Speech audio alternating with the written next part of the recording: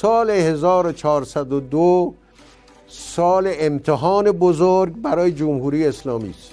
ما یه انتخابات داریم پایان امسال، یا درست عمل میکنیم یا سلیقه قبلی رو ادامه میدیم. این امتحان بزرگ این نظام هست.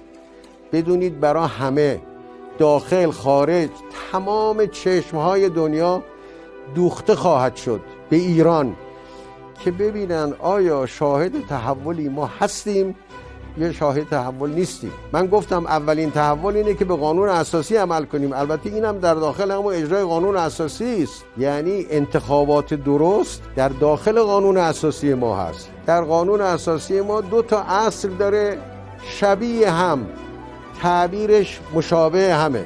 حالا اگه عدداش اشتباه نکنم، یکیش در اصل 99 قانون اساسی است که میگه شورای نگهبان بر انتخابات مجلس و ریاست جمهوری و خبرگان و همه پرسی نظارت میکنه. کلمه نظارت داره.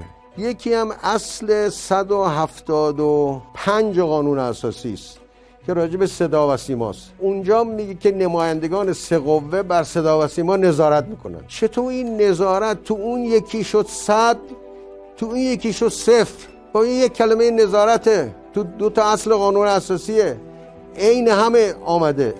یکی 0 یکی 100. خب چجور مردم قبول کنن؟ چجور برای مردم قابل قبول هست؟ به نظر من اگر همه دست به دست هم بدیم، پایان امسال، که البته پایان امسال از آغاز امسال معلوم میشه، نه اون موقع، رفتار و روندی که تو ماهای اولیه امسال ما شاهد خواهیم بود به ما نشون میده که بالاخره ما دنبال یک تحول در این کشور هستیم یا نیستیم. و اون تحول در شفاف کردن جمهوریت نظامه. جمهوریت نظام 10 شاخصه داره. یکی از مهمترین شاخصه های جمهوریت یک انتخابات رقابتی سالم آزاده. این یکی از شاخصه های مهمشه.